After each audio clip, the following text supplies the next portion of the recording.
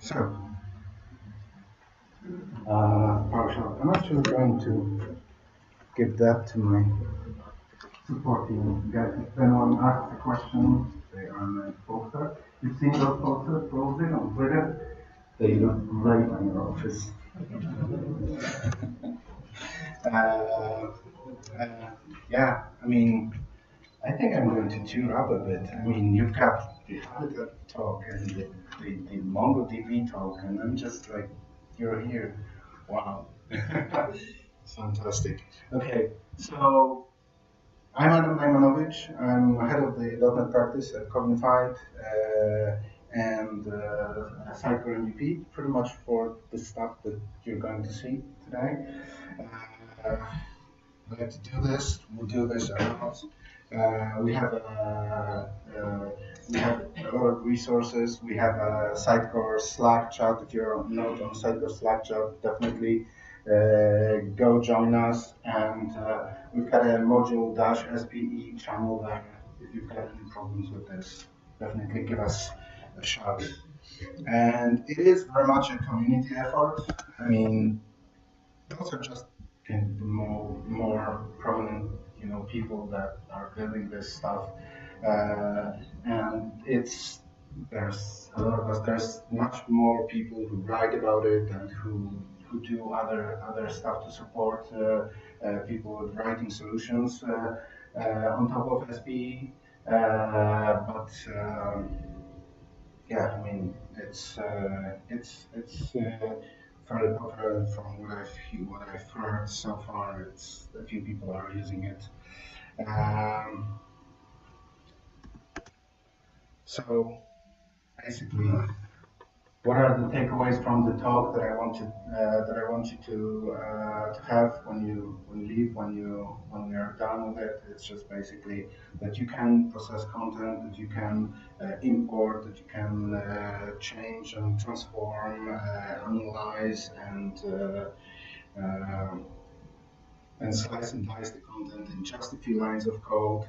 And no server restarts, no code deployments, just basically do everything in the browser like God intended, and you will experience the debugging experience that we just added in 4.0. Right, so debugging and the general improvement. So this is kind of not really a one-on-one session, it's more 303, bordering on 404. But I just want, how many of you have actually done something in SPE? Okay, wow, cool, that's fantastic. So if you've not done much, I hope to encourage you, but we're going to be I'm going to be mostly assuming that you've done some work in terms of you at least know the syntax for PowerShell to a degree. So I'm just going to okay. So in SPE, okay, for those of you who are not, because there's still quite a few of you, the PowerShell has a number of interfaces for writing the scripts, and that is one of them is just IC, which I'm slightly promotioning, and let's open the console. And in here, this is pretty much the equivalent to the Windows PowerShell console. You can do the get item here. Alright, so let's just do a dot, and you will get the your current location, and you can do the get item. Let's just get item dot, and you will get your cipher item in here. Obviously, if you're in the C drive.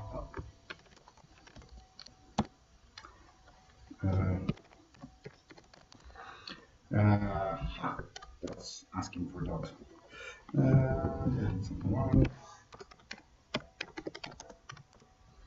There you go.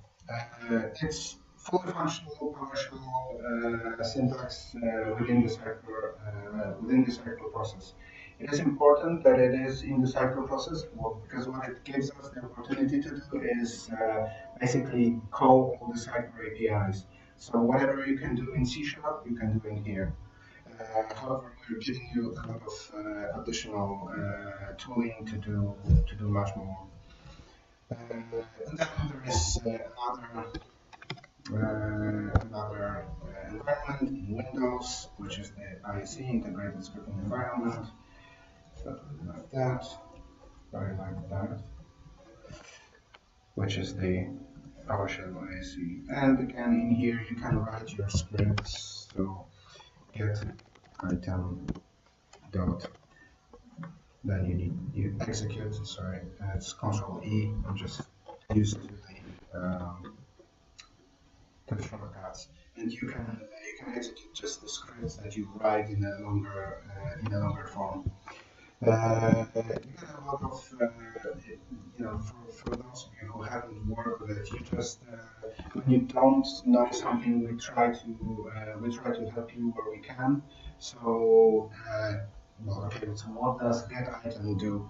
You just press control, you just put your cursor after the element that you want your to get help with, press Control Enter, and we will show you the syntax, the examples, and the general parameters with descriptions for the elements for the command line that you can execute. Now that's it in terms of the introduction and the starting points. Let's talk about the new stuff that we've added in 4.0 to actually earn the luxurious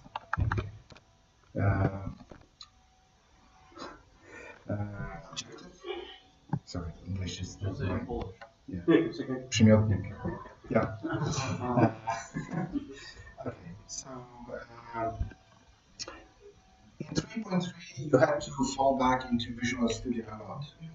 What you had to fall back for is, for example, if you wanted to create to have a variable that was of a specific type. So I want int $i and make sure that it is strongly typed rather than just being dynamic and having a type assigned to it on first execution. You would have to you have to know the type, right? With int it's pretty easy. How about Sitecore item? With more complex types, you actually need to provide the whole full namespace with the type. So that can be quite challenging if you want to use it a lot. I used to switch to Visual Studio. The more I work with it, the less I want to do this. So I've written a bit of a autocomplete for you to be able to do this. So you can just do an item and control and space will give you the ability to preview the various types that you have. So let's just go with, so there's a lot of items from various places. But I can do Sitecore, and I know that it is somewhere in the data namespace. So I can do Sitecore data, Sitecore DA, and it will kind of try to figure out where this can live. Basically, pick that one, and I'm a happy camper with the item. So let's just go and do an item. So what can I do? When I've got the type? So PowerShell allows you to execute methods on static classes and on objects, just like you can in C#. So, for example, let's just go with a template manager.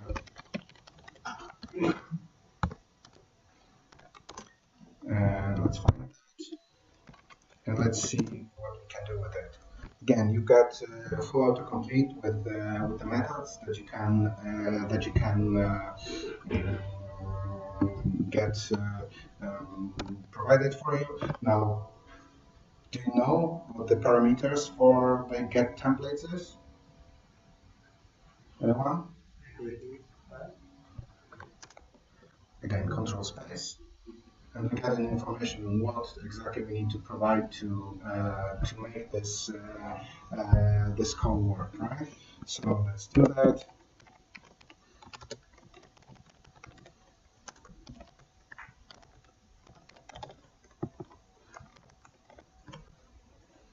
Hey, what do you know? Let's just see that those are actually templates.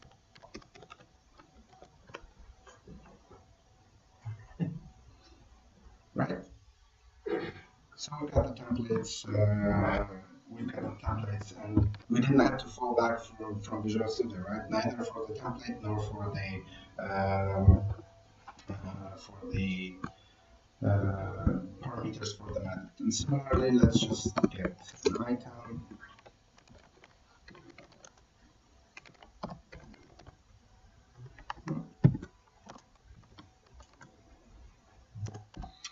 And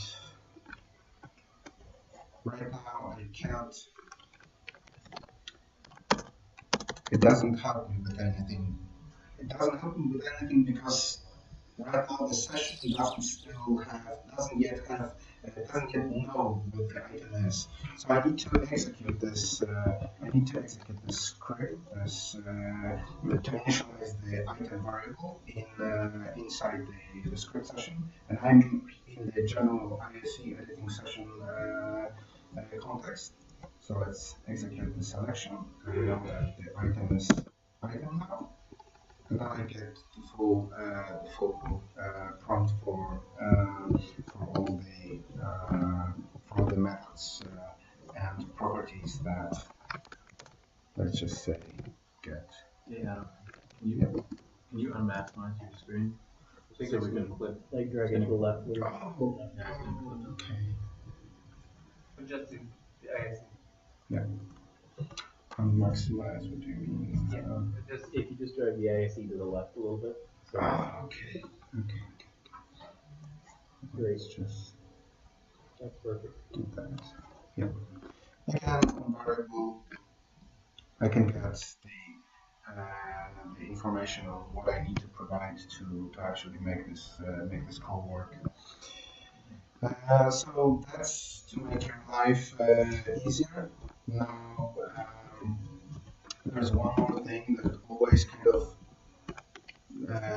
made me cringe a lot when I was just trying to type a long path. You never remember that, right?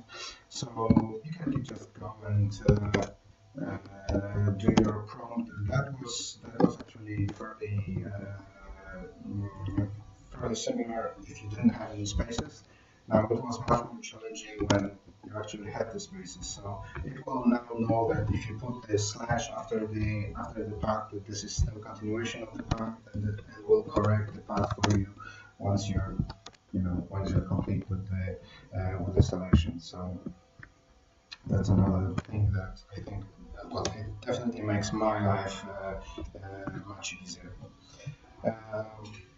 So, okay, let's just get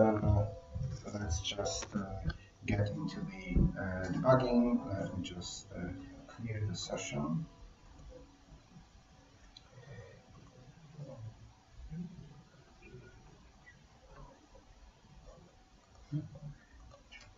Kill that one and open the debugging script.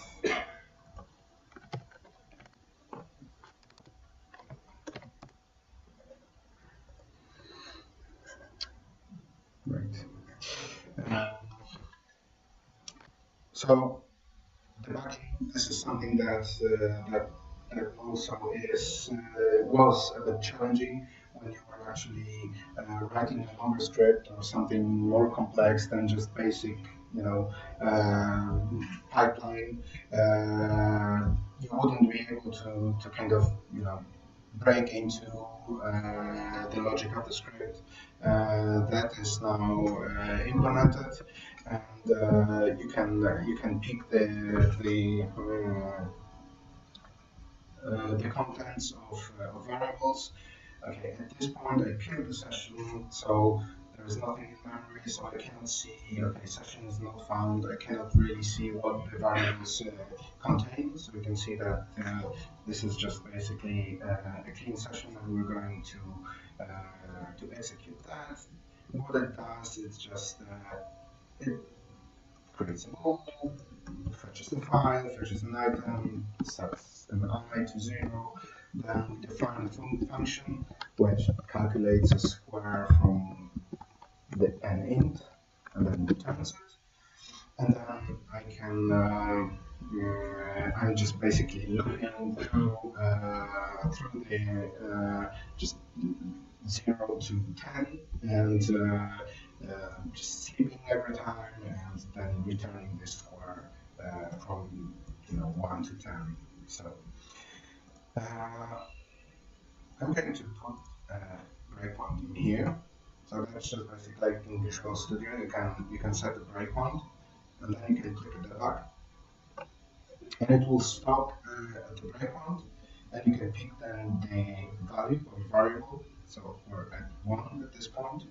You can see that 1 is true. You can see the type information in here, right? So what is the type of the object?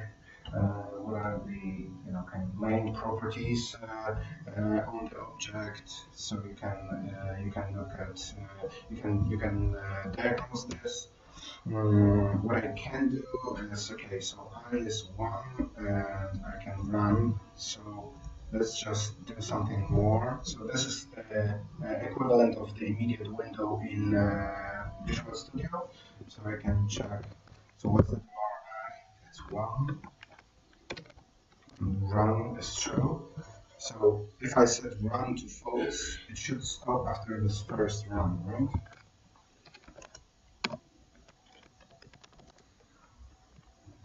Let's check that it's changed. Yep, it's false. Let's close that and let's continue. There we go, it stopped, right? And that's the simplest thing. Now let's put something more. I mean, we've got a different scope where we're entering into the function. Let's just debug and let's enter into this function. So we can step into, and we're getting in the function, step over, and I don't agree with the fact that the square from 1 and 1 is 1. I think it's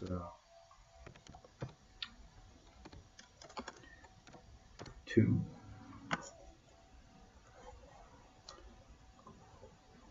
There we go. So we started with a 2. Let's just let it run for the rest of this. And at each point, even while this is going to be more apparent if I increase it to 500 and execute, I can actually see the counter progressing. Woo!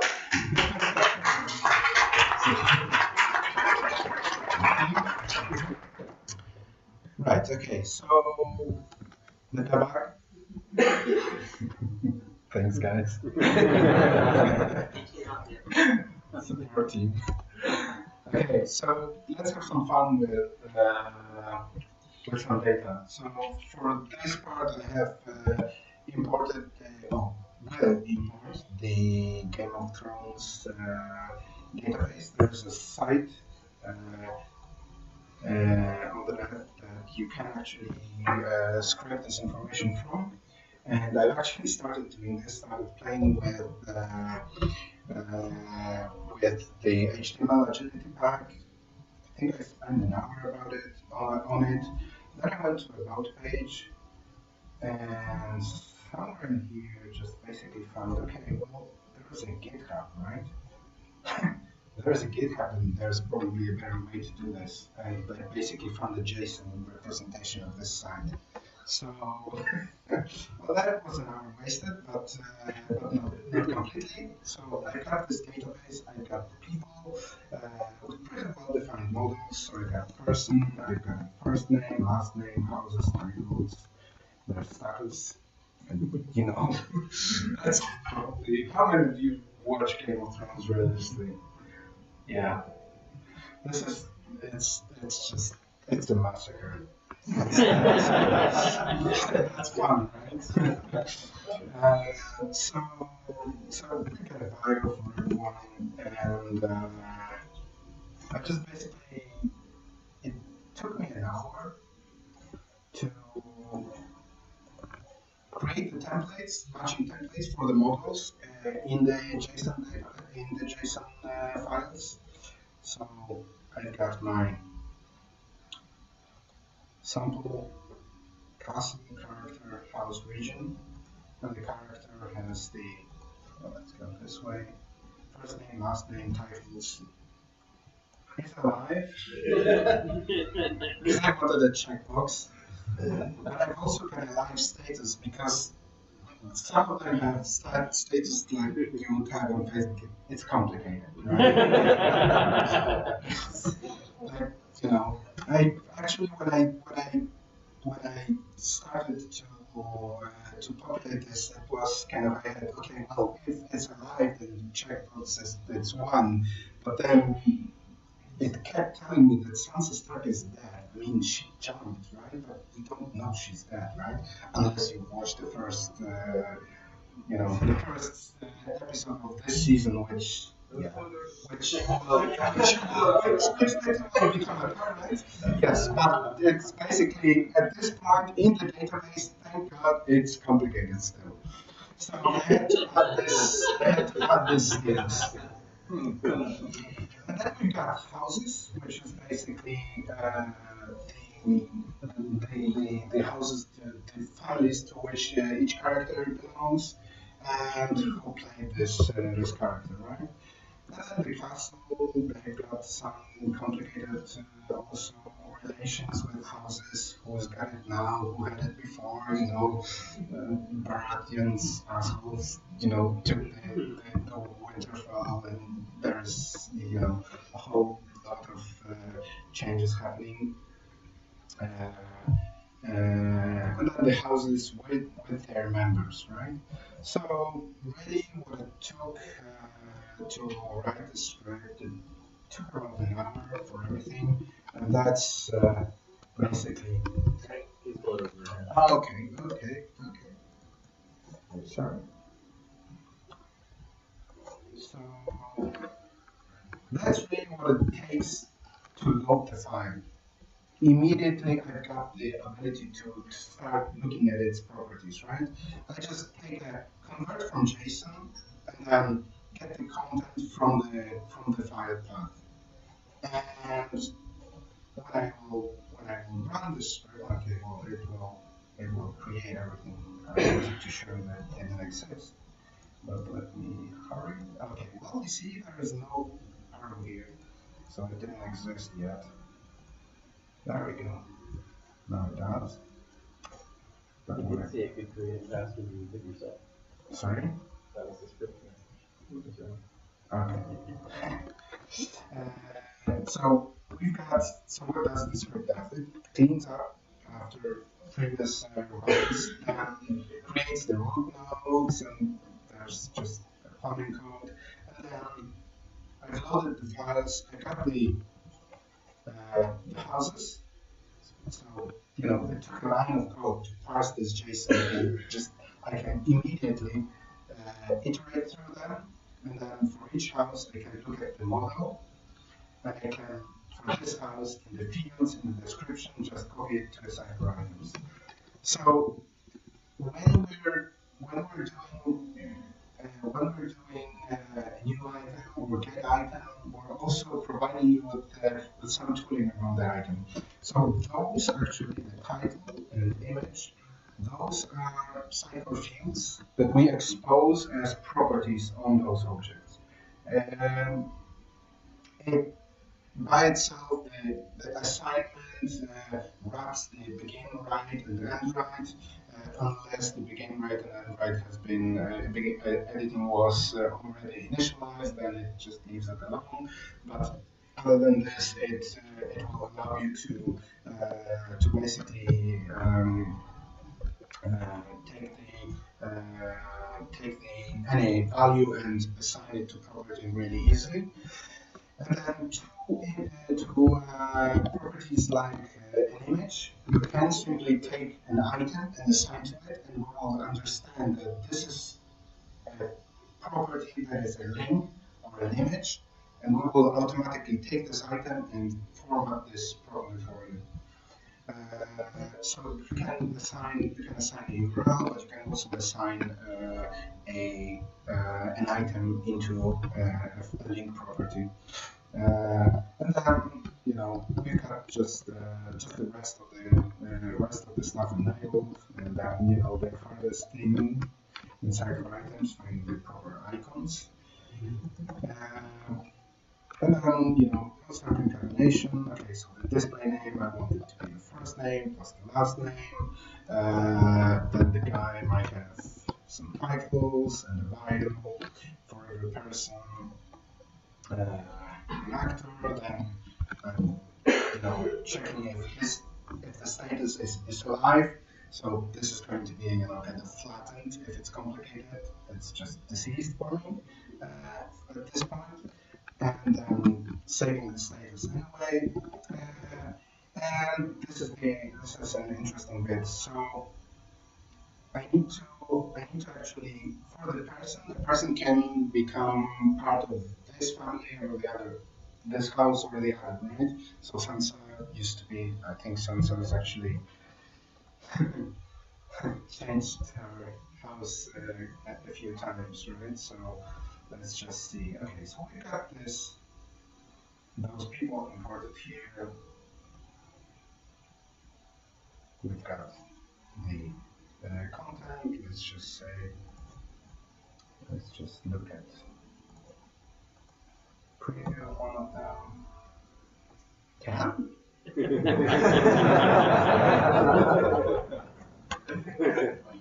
Hey, status is alive. Good. So yeah, we got the bio, we got all the information for the guy. I mean, that's that.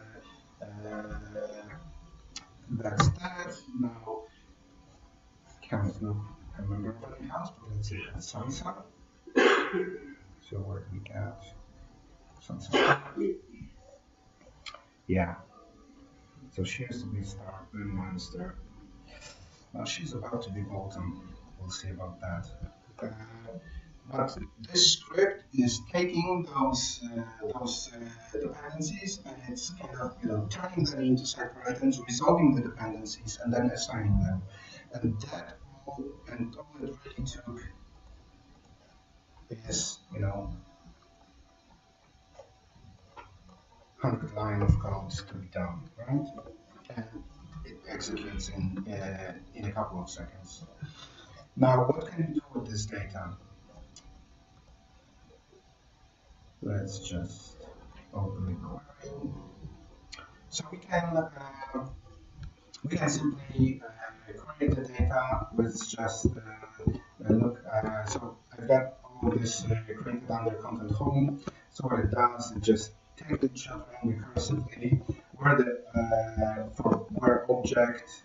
So it just basically filters the data and the template name like character. So I just want the people, and then format name, format table, the display name, and is alive, right? So I just want to know who's alive and who's not. Well, okay, it doesn't look too bad. Clearly some of those are complicated. Let's just open. I've got another thing here. So because I cheated.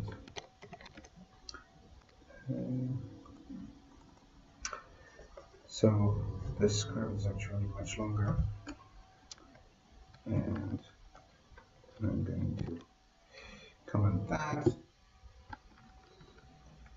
Now, I kind of want to do the same. I might be a bit too early, but I want to render it in a nicer way. So what I want to do is I want to be able to render this in outside of this this kind of limited text environment. So instead of format table, I can just pipe it into show list view, execute that, and this is something that I can actually show my boss, right? Something that I can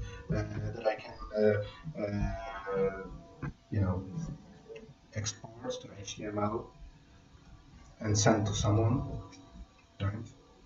To prove that I'm right. But then there is also we provide some for this we provide some helper methods.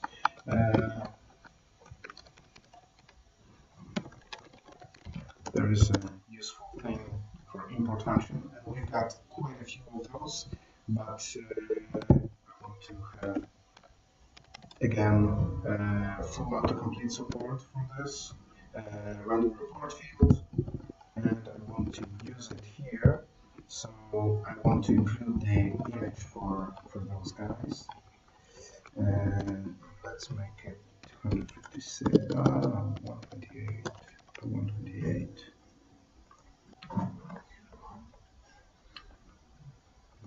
So I can actually say, okay, this guy is alive and it looks like this, right? Because it's, there's so many names there that it's sometimes hard to remember all of them. Now, what do I have more? Right, okay.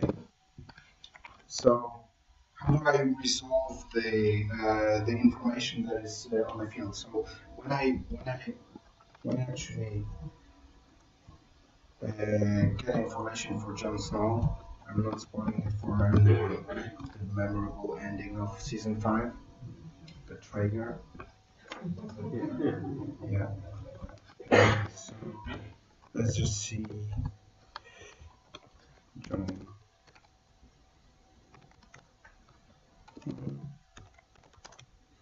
Is alive.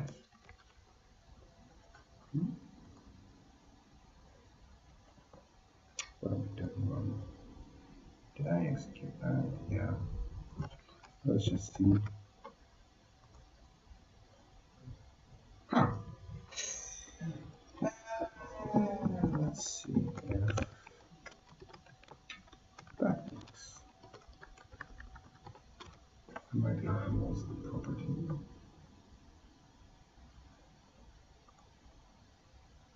Yeah, okay. So let me just delete this. I'm not sure what is interfering with this. Okay, so houses, it's kind of a bummer because this is what we're returning right now. It's just the raw value from the property, from the field that Sitecore gives you. But what I can do is, when I was preparing this presentation, I was thinking, okay, well, I can split, and then for each object, get item on this object, right? So you can query, when you look at the database, you can just ask for an ID, right? And we allow you to do, okay, well, get me the IDs and then pipe it into for each object, and then from each of them just query by ID. So let's just not this. That is cool.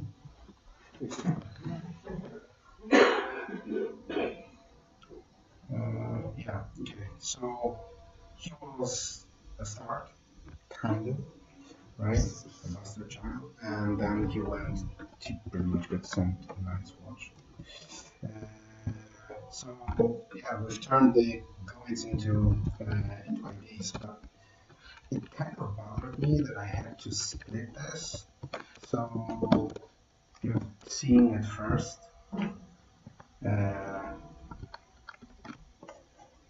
I wrote it for this presentation, so pretty much for you. Now in here we got the members of the house of start.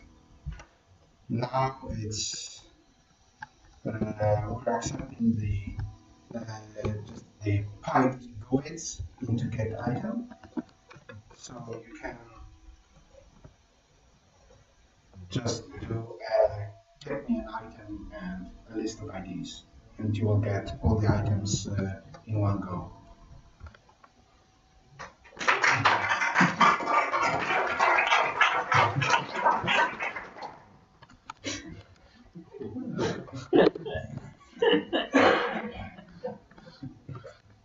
That didn't seem forced at all. Yeah, but those members, okay, so I got those members. I want to be able to now query this information in a a nice way, so I can actually do okay. So on my actually I moved the stocks query, so I might actually need it still. And let's put this in. So I'm going to, I think I'm starting to run short on time, so I'm going to speed this up slightly. So I got the start, then for get me all the members, and then show me the properties of those members, right? So the first name, the last name, then we can say the alive status. That's in terms of is it guy alive, or let's just say also. Let's show live status because it's mostly complicated with strings. And let's show their image. And let's show a large one.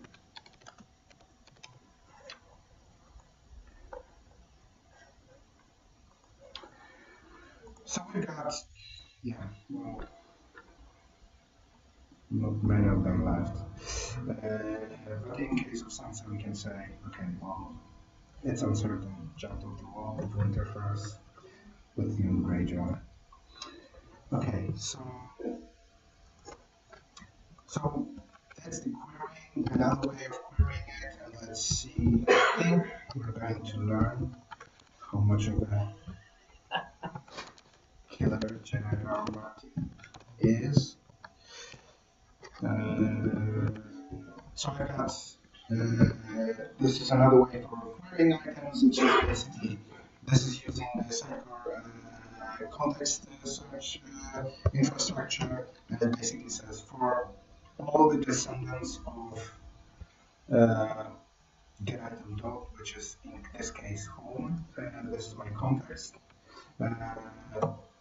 If it's alive, then return return the item and turn it. So find item will return the content search item.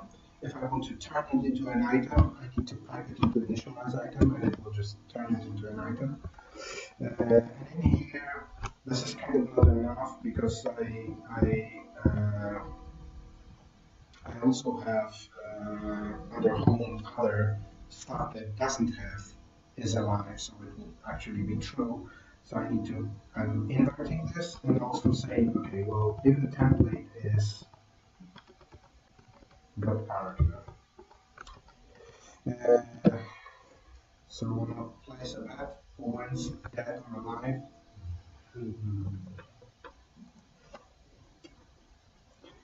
So we killed 36 of the main characters and spared 50 lives. Yay!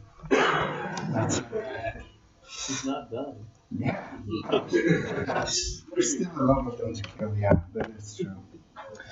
Okay, so how do we expose this really? Because there's some reporting now. We need to expose this to our authors, right? They kind of need to track this guy to keep him in check. So what I've done is just this query that we kind of kept refining. I've turned it into a function. So what it takes really to make a function is You just create a script in your module under functions, and it will be callable from import dash function and then the name of the script. So really, that's that kind of like reusable chunks of code. You can just save that in functions and then import those functions, right? As long as the module is enabled, those functions will be available for you. Then you can enable and disable module. There's a simple switch there. And basically, it does the querying on an item that it gets and prints the details, the live status, and kind of colors the information and gets the picture. So I want to expose it in a toolbox. So I had a talk with one of you. Okay, so how do I just give this functionality to the authors without actually giving them access to this or making them run the scripts? So like with most of the stuff, it's when you're creating a module, and then later also you've got this functionality, you've got all those integration points listed, and you can check when you're creating a module to create the libraries and really the case whether you're using an integration point or not is whether the libraries exist in the module. And the module really is nothing more than within the system modules PowerShell script library.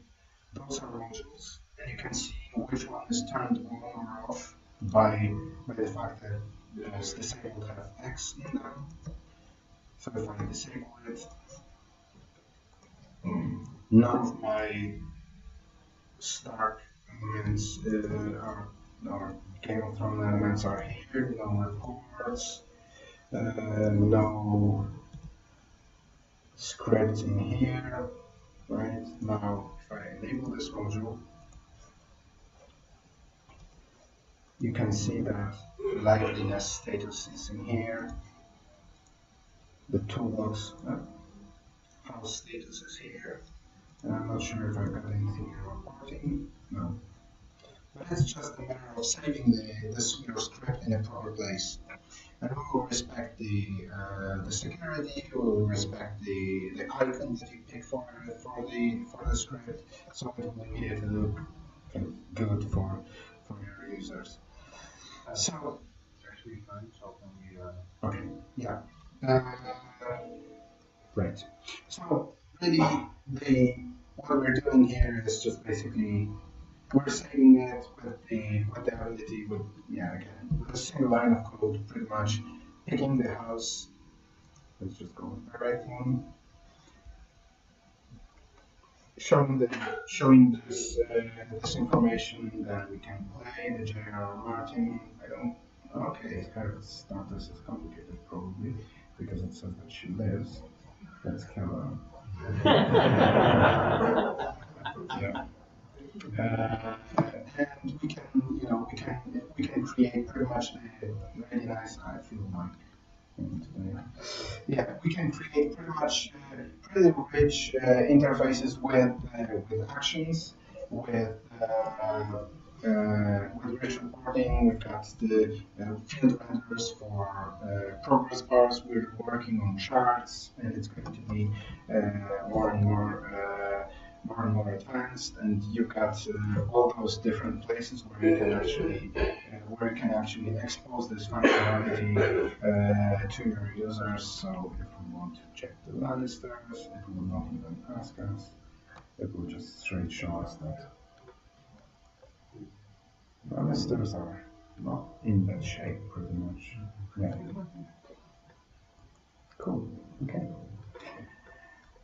Any questions? Come on, guys. Posters are waiting. Yeah. Question number one. There is you don't have export to PDF from the list view. PDF from the list view. Yes, but there's a gist on my gist.github.com. there is an export page script, which pretty much does that. So, yeah, I don't want to prolong it much, but I can, and I don't have published pages, I think. But yeah, okay, so I can just contact me. But there is a script that basically allows you to what it basically does is it asks you should it be PDF, JPEG, PNG. It asks you for the size, and gives you the download the PDF. Yeah. More autocomplete function. Does it also work immediately? In immediate window, no, I haven't implemented it in console in ISE. Yeah. Could be good. Yeah, yeah, yeah, sure. Put it in the GitHub in our issues. Yeah. Yeah, go ahead. Is it possible to run PowerShell script outside of the code? Yes. Some kind of inside environment. Yes. So I haven't talked about it, but basically we've got a Git book that Michael is actually mostly maintaining, and he's also he took over from me the remoting. Basically, we have a full remoting module that if you haven't been, and there will be available the presentation from Nick. They have pretty much automated everything, and a large chunk of it is automated using PowerShell. You have a PowerShell module, the general PowerShell module, which you deploy in your Windows environment, and then you've got start remote session and then provide the script, and it will run within the Sitecore instance because it kind of moves around inside. Yeah, so, yeah. Ja, je hebt dus deze listvideo's al gedaan. Ja. Je precise and then maybe site depending on how much content there are. Yeah. How do you decide that? Okay. So for this, usually, and I don't remember most of this stuff, but there's a read variable script, and we've got scripts for everything in here in terms of examples. So whenever I need to do something, like we were asking for the house of something, we've got all the ways to to ask for checkboxes, for radio choices, for drop downs, text, password, everything, time, items, do you want to have a drop tree or multi-list or this or that or the other? Do you want it to be, to be tagged, or do you want it to be just a simple thing? It's all here, and you can specify in 8. I think actually auto sizes the dialogues. 7, I think they've added the auto sizing maybe in 7.5, but so it will auto grow, but it will not shrink. But you can specify if you want to have a different size, you just specify the width and height as a parameter for this read variable command. Yeah, one more question. Yeah, sorry, I think you were asking the question before. Yeah. So first of all, kudos for demo. Love it.